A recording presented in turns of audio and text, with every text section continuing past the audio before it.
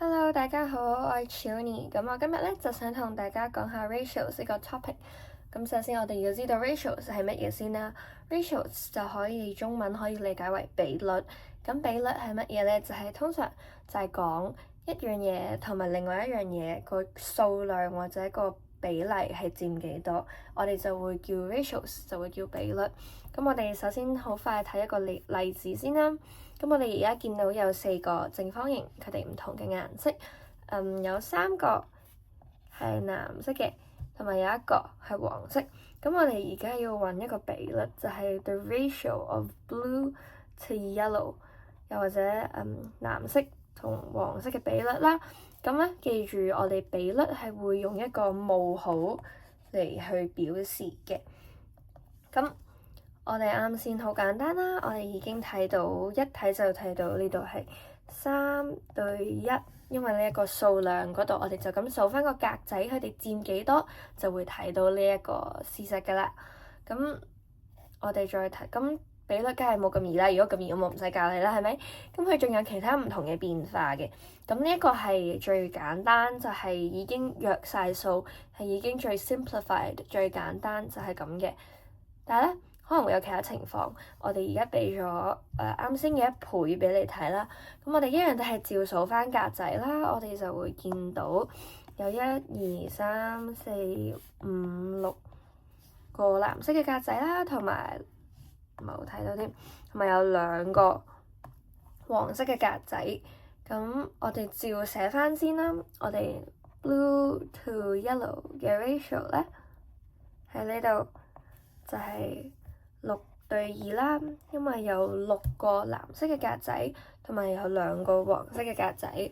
咁我哋睇翻呢2個數，其實佢唔係最約揀嘅喎，佢唔係最 simplified 嘅 form，佢係仲有得約揀，因為你見到2個都係雙數啊嘛，咁就即係2個都可以俾2去約啦。咁我哋兩邊都除翻2，咁其實唔使寫嘅，你心入面知道就得啦。我哋就可以咁樣寫啦，就係3:1。因為其實如果你哋睇翻呢2格咧，呢一個位同埋呢一個位咧，佢哋2個係一樣嘅。咁所以如果佢係重複咗嘅話，我哋喺比率呢個 ratio 入面，呢個 topic 入面咧，我哋就唔需要睇晒佢，我哋就可以約揀咗，我哋就可以無視咗呢個 exactly 一樣嘅呢一嚿嘢啦。我哋就可以淨係睇一邊，就係上面呢度，因為佢一樣咁嘛，呢個就係約揀嘅概念啦。咁就會變咗3:1，唔係6:2啦。但係其實咧，呢2個個比率係一樣，但係記住喎，佢哋個真實數量係唔一樣，所以比率一樣咧，唔代表佢哋個真實嘅數量咧係一樣嘅。所以比率係一個，你記住永遠寫比率都要寫最 simplify 最簡化咗嗰個 term 啦，就好似平時做分數可以約揀咁樣，我哋比率都係需要約揀嘅。好。咁我哋係啦，呢度啱先見到6:2啦，啱先數咗啦，就係啱先嗰個 example，咁就寫翻係3:1啦。所以好，咁我哋而家一齊做一個簡單嘅練習，就係我哋睇呢度有蘋果同埋呢度個檸檬，我哋就數翻先。咁我哋見到呢一度，我哋第一件做嘅嘢就好明顯啦，就要數翻每一個有幾多個。咁有3個蘋果。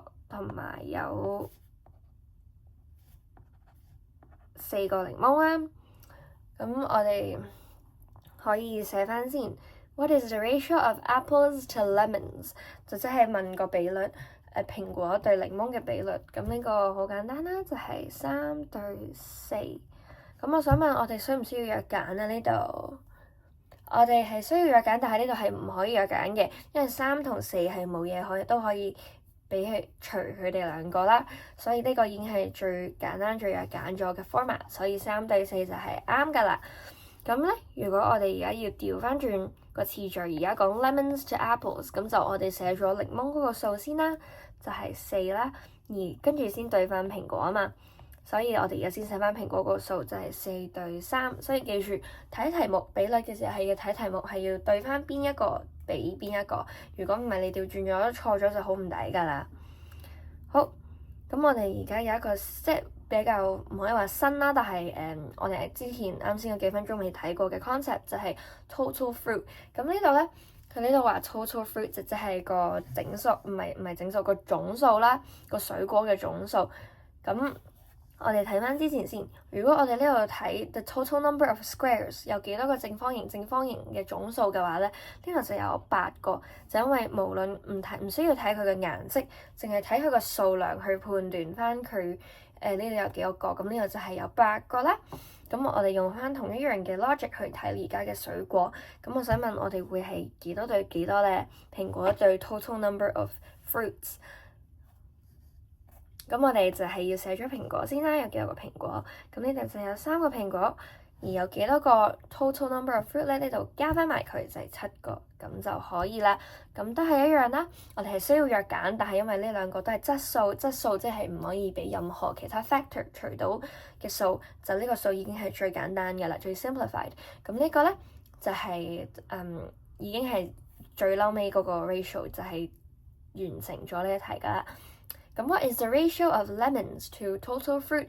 就係個檸檬對呢個所有水果嘅比率，就係同蘋果嗰度一樣啦，但係就轉咗而家變咗檸檬，所以就係4對7。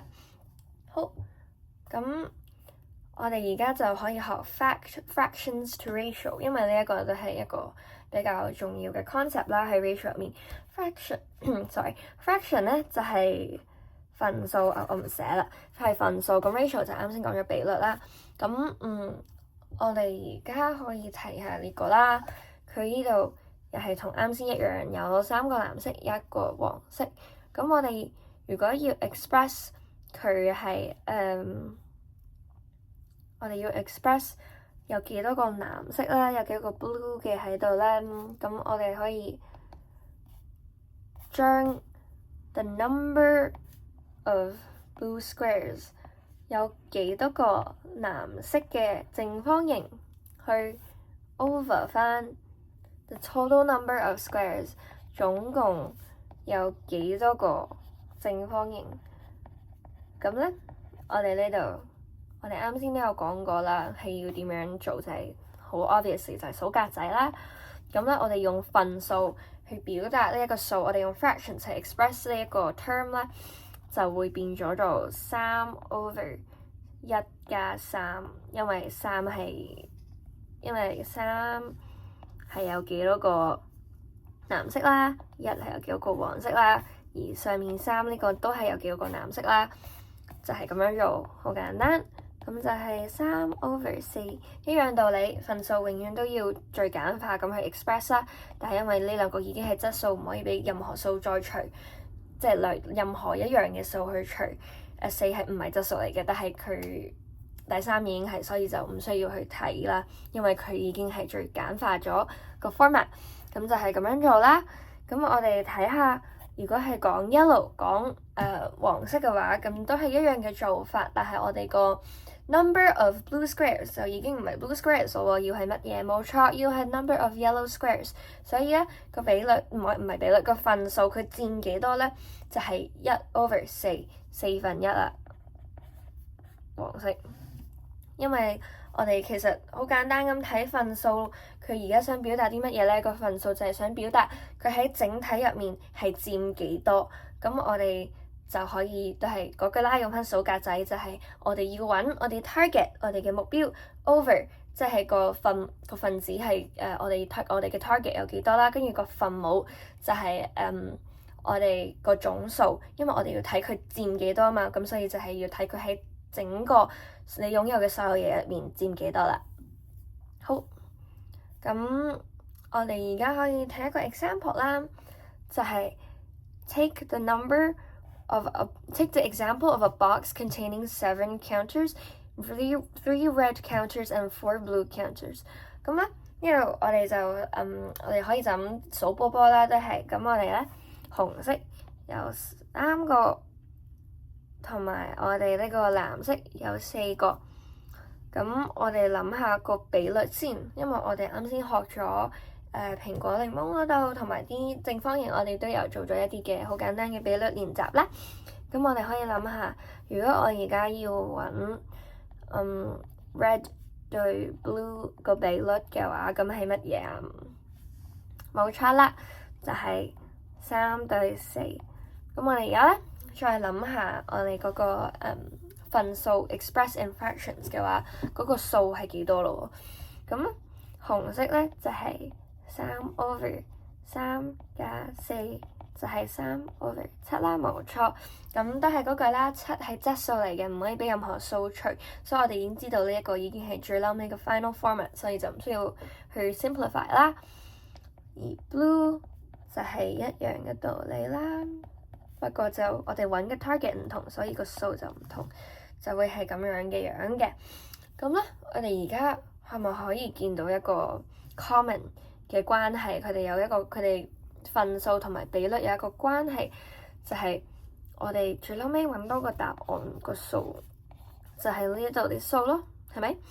咁所以我哋就知道其實比率呢樣嘢係講佢佔幾多嘛，都係講佢佔嗰個ratio 係佔嗰個 simplify 咗之後佢哋佔幾多嘅數目啦。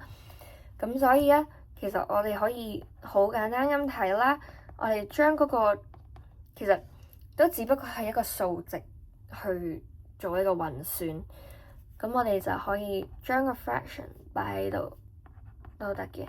咁我啱先講咗要 simplify 啊嘛，係咪？但係咧，份數我哋唔係最 simplify，因為我哋嘅目標係想要整數，所以我哋兩邊都乘翻7。即係啱先我哋有睇過，呢度我哋啱先有睇過呢度係除以2啊嘛，係咪？咁我哋呢度咧其實都係一樣，兩邊要 simplify 翻佢，就係乘翻7啫。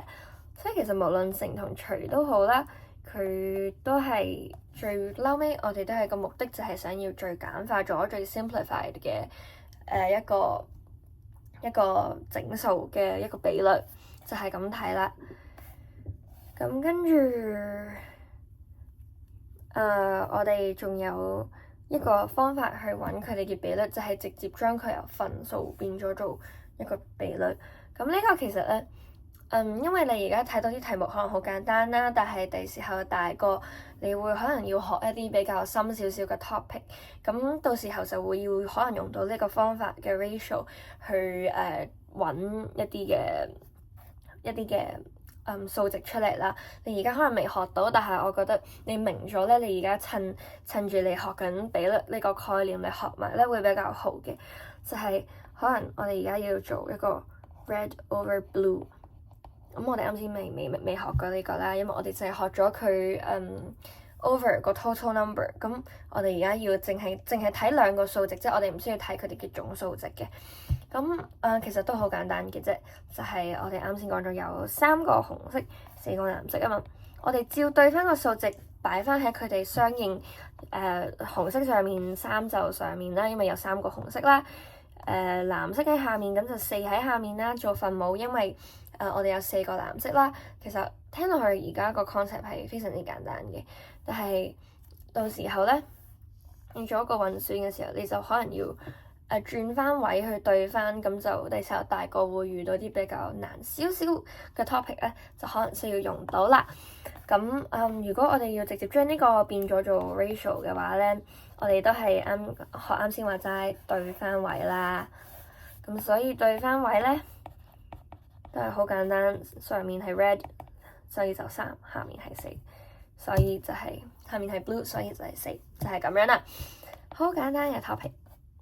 有3樣嘢你係要識啦，就係直接睇圖，將你見到數完數目之後變咗做 ratio， 跟住就係有牽涉到呢個 total number， 同埋最後尾就係直接將 ratio 同 fraction 去做一個轉換。